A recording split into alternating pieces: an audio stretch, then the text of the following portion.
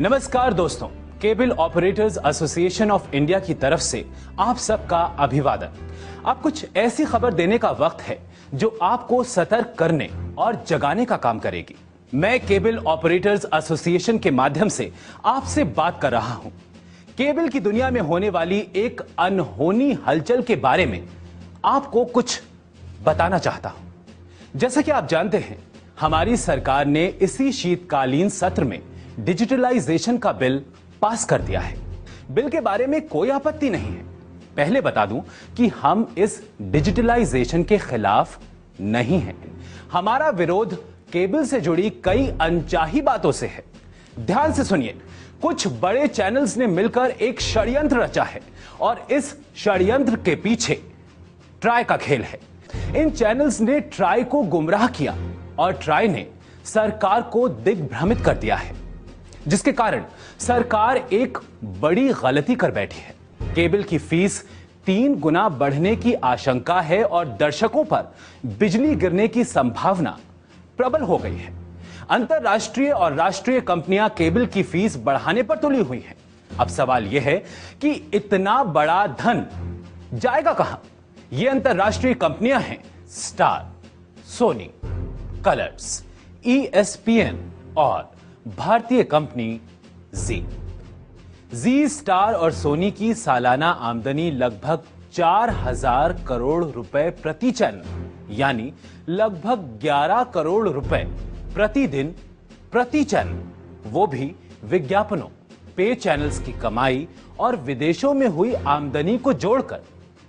दरअसल केबल की दुनिया में होने वाली इस उथल पुथल के पीछे आगे दाएं बाएं स्टार का ही खेल है।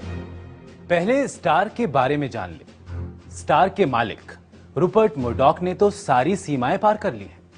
पूरे मीडिया पर कब्जा जमाए बैठे हैं मुर्डॉक। यही नहीं, मुर्डॉक का बेटा जेम्स मुर्डॉक तो लंदन में अपराधी घोषित किया गया है। सरकार स्टार के इस खेल को समझ पा रही है या फिर कुछ अनजान कारणों से चुप बैठी है? इसके पीछे कहीं कोई बड़ा गेम तो नहीं? इस सब का आधार है क्रॉस मीडिया होल्डिंग। आइए अब हम आपको बताते हैं कि ये क्रॉस मीडिया होल्डिंग है क्या। सरकारी अधिसूचना द्वारा 20% से ऊपर की क्रॉस मीडिया होल्डिंग अवैध है। राष्ट्रीय और अंतर्राष्ट्रीय चैनल्स का ये कैसा षड्यंत्र है? हम आपको इस ग्राफिक द्वारा स्टार के इस माया जाल के बारे में बतलाते हैं। ये है स्टार ग्रुप। इसकी कई शाखाएं अलग अलग रूप से फैली हुई हैं। Hathway, cable company, Tata Sky, DTH यानी direct to home, Star Den, distribution company, Star और जी मिल गए और खड़ी कर ली मीडिया प्रो, ये भी डिस्ट्रीब्यूशन में है। टैम, TRP निर्धारित करने वाली कंपनी, और इसके पीछे है AC नेल्सन, जिसका मालिक भी यही मुर्डॉक है। अरे भैया, जब घर की TRP निर्धारण कंपनी हो तो वारे न्यारे, तभी तो स्टार की TRP कभी नहीं लुढ़कती। और NDS यानी सेट टॉप बॉक्स में लगने वाला स्मार्ट कार्ड। तो इस ग्राफिक के जरिए हमने जो आपको दिखाया वो आपको हैरत में डालने के लिए काफी होगा। ये है जी ग्रुप का भारतीय नेटवर्क। इस परिवार के 2 भाई मीडिया पर राज कर रहे हैं। जी नेटवर्क कर रहा है ब्रॉडकास्टिंग, डिश टीवी सीधा घर तक, डायरेक्ट टू होम यानी DTH, WWIL cable company, HITS यानी head end in the sky एक cable satellite company, star Den Zee की मिलीजुली कंपनी, मीडिया प्रो जो डिस्ट्रीब्यूशन के क्षेत्र में है। यह सारा षड्यंत्र स्टार का है। आज हमारे 100 चैनल्स एनालॉग पर चलते हैं, जिनमें से 65 से ज्यादा इनके हाथों में है। यह कंपटीशन कमीशन का सीधा उल्लंघन है। कंपटीशन कमीशन ने एक्शन लिया है और अभी इन्वेस्टिगेशंस जारी है।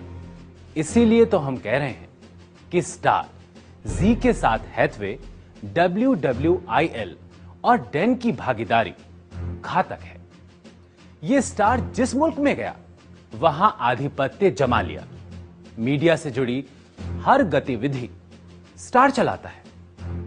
तो देखा आपने किस तरह सरकार और आम आदमी से खेल रहे हैं ये चैनल्स, और इसी वजह से हमारे केबल के भाव बढ़ रहे हैं। 2007 में सरकार ने कैस लागू कर दिया। कैस यानी कंडीशनल एक्सेस सिस्टम, यानी जो चैनल देखना हो उसका किराया दो। एक उपभोक्ता ज्यादा से ज्यादा 15-20 चैनल्स देख सकता है 75 या 100 रुपए में, और अतिरिक्त 75 चैनल्स 75 रुपए में, जो फ्री टू एयर है। यानी एक आदमी 150-200 रुपए में केबल देखकर भरपूर आनंद ले रहा है।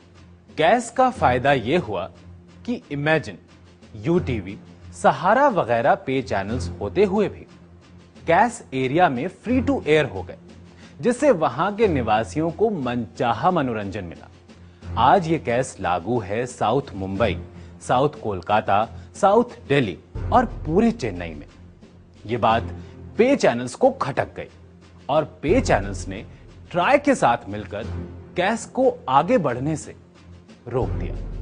आइए अब कुछ उन उपभोक्ताओं से मिलें जो कैस का फायदा ले रहे हैं।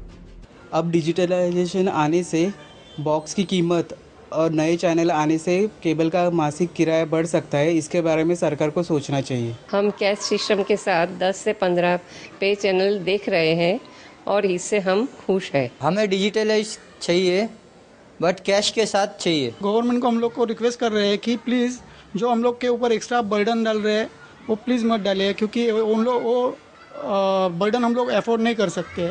आज भारत में 23 से 24 करोड़ टीवी सेट्स हैं। अगर इन पे चैनल्स की चल गई तो जितने टीवी सेट्स उतने सेट टॉप बॉक्स। एक सेट टॉप बॉक्स में 20 वॉट्स बिजली लगती है। अब आप खुद ही 24 करोड़ टीवी सेट्स को 20 वॉट से गुणा करके देख लीजिए कितनी बिजली खर्च होगी। पहले ही हमारा मुल्क 10,000 मेगावाट बिजली की किल्लत से जूझ रहा है। इतनी बिजली कहां से आएगी? केबल बिल के डिजिटलाइजेशन होने से केबल उपभोक्ता पर सालाना 3,000 रुपए का अतिरिक्त बोझ पड़ जाएगा। और सुनिए, ये सेट टॉप बॉक्स चीन से निर्मित होकर आएंगे। कितना पैसा विदेशों में जाएगा? समझ लीजिए लगभग 50,000 करोड़, वो भी डॉलर्स में।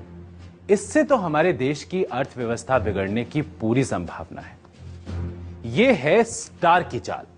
इनमें से कुछ कंपनियां टेलीकॉम में हैं, यही कंपनियां डीटीएच में भी। यही लोग डिजिटलाइजेशन से बची बैंडविड्थ का फायदा लेकर 4G और 5G पर खेलना चाहते हैं। हमने सच्चाई और हकीकत विस्तार से आपके सामने बयां कर दी। हम सरकार की तरफ हैं, लेकिन सरकार को कोई गुमराह करे तो हम कैसे सह सकते हैं? सरकार को ट्राई और ब्रॉडकास्टर्स की मिलीभगत से अवगत कराना हमारा फर्ज बनता है। हम cable operators association of India की तरफ से सरकार को किसी भी मायाजाल में फंसने से बचाना चाहते हैं। और सुनिए, अगर आपने घर या शहर बदला तो ऑपरेटर बदलेगा, फिर नया सेट टॉप बॉक्स लगेगा, फिर एक नया खर्च पे खर्च। ये खर्च क्या ट्राई या सरकार या ब्रॉडकास्टर उठाने को तैयार हैं? अगर हां तो बहुत अच्छा, अगर नहीं तो केबल उपभोक्ता तो बेचारा बेमौत मारा गया। अब आप ही फैसला कीजिए कि सरकार के इस ढुलमुल रवैये से किसको नुकसान है। नुकसान है हमें और आपको। हमारी मुद्रा विदेशों में जा रही है और अंतर्राष्ट्रीय चैनल्स जैसे star movies, ESPN, HBO, AXN, Disney वगैरह मजे लूट रहे हैं। जो कंटेंट अपने देशों के लिए बनाया वो भारत में चलाकर फिर नया रेवेन्यू कमा रहे हैं, वो भी अपने देश से ज्यादा। ये कहां का इंसाफ है। जाते जाते बात करें पास हुए बिल की।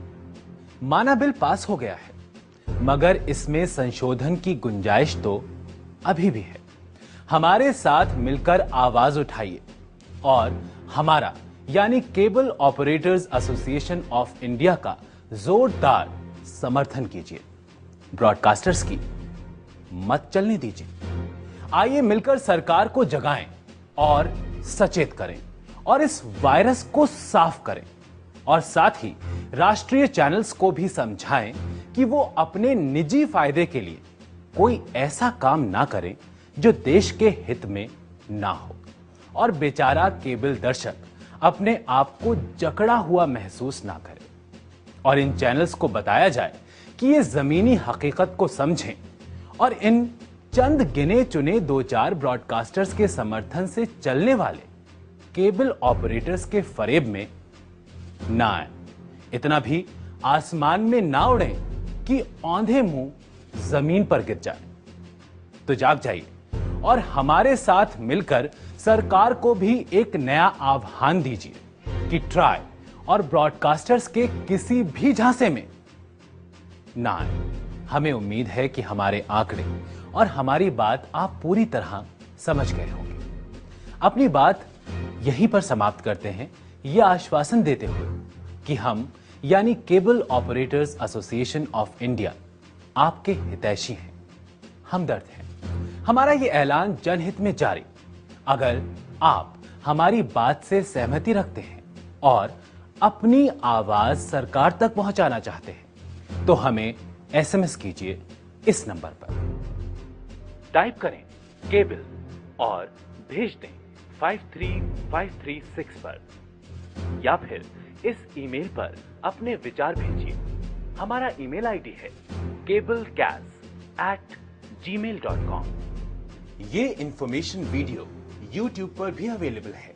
इसके लिए YouTube पर टाइप करें केबल डैश। जय हिंद।